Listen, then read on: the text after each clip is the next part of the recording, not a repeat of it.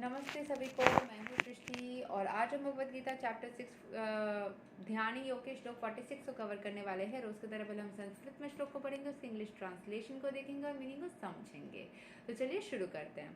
A yogi is greater than the ascetic aesthetic, greater than the empiricist and greater than the fruitive worker. Therefore, O Arjuna, in all circumstances be a yogi. मतलब ईश्वर से जो connect करता है वो materialistic कर्मों को करने वाला इंसान, बड़े बड़े चीज़ों को हासिल करना इंसान सबसे बहुत ऊपर होता है। ठीक है, सो हमेशा हमें ईश्वर से कनेक्ट करके योगी के जैसा बनना चाहिए, योगी बनना चाहिए।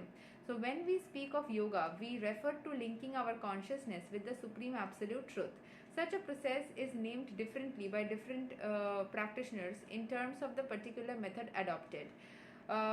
When the linking process is predominantly in fruitive activities, it is called karma yoga. When it is predominantly empirical, it is called jnana yoga. And when it is predominantly in the devotional service with the Supreme Lord, it is called bhakti yoga.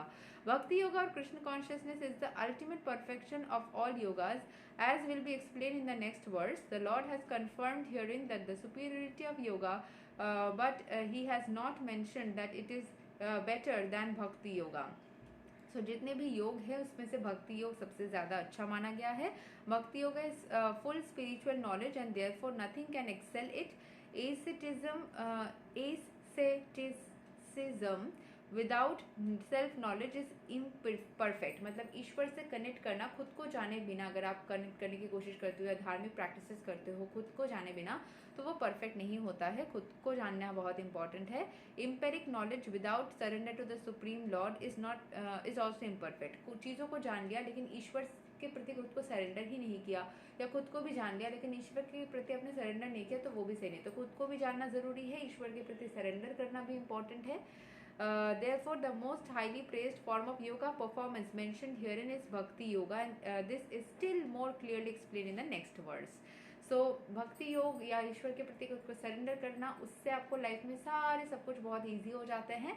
ये श्लोक में 46 में यही बोला गया है. चाहे कोई भी सिचुएशन हो, जैसे मैं आप लोग अगर जानते हैं मशहूर सेलिब्रिटी अमिताभ बच्चन जो है, उनके लाइफ में जब एक क्रिटिकल मोमेंट आया था तो वो भी सिद्धिविनायक तक पैदल चल के गए थे. उधर जाके उन्होंने प्रेयर किया था और उनको एक दिन में ही जो समस्या थी रहने का, जो उनका घर चला गया था, नीलाम हो गया था, वो उनको वापस मिल गया था.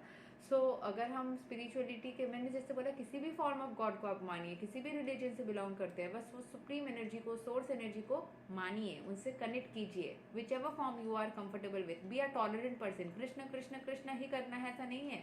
कृष्ण एक वे है, उसके अलावा और भी वेज है. जिससे आप कंफर्टेबल हो उसको करो, बट करो. ठीक है, तो उनको जैसे इस स्टोरी से हम जैसे समझ पाते हैं कि मतलब उनके लाइफ में, जैसे मैं नाम लेके बोल रही हूँ, ऐसे कोई भी स्टोरी आप ले सकते हो कि एक राजा था, उसके जीवन में सब कुछ चला गया था, फिर उसने स्पिरिचुअलिटी की और फिर उसको सब कुछ वापस मिल गया. ऐसा स्टोरी से हम यही जान पाते हैं कि स्पिरिचुअलिटी के ऊपर और कोई शक्ति नहीं होती जो आपको आपके समस्याओं का हल दे दे. ठीक है, सो स्पिरिचुअलिटी को फॉलो करें, अपनी जिंदगी को खूबसूरत बनाएं. यही तक था श्लोक नंबर 46 अब भगवद गीता चैप्टर 6 ध्यान योगा. अगले वीडियो में हम श्लोक 47 को कवर करेंगे. तब तक के लिए हरे कृष्ण, राधे राधे, जय श्री राम.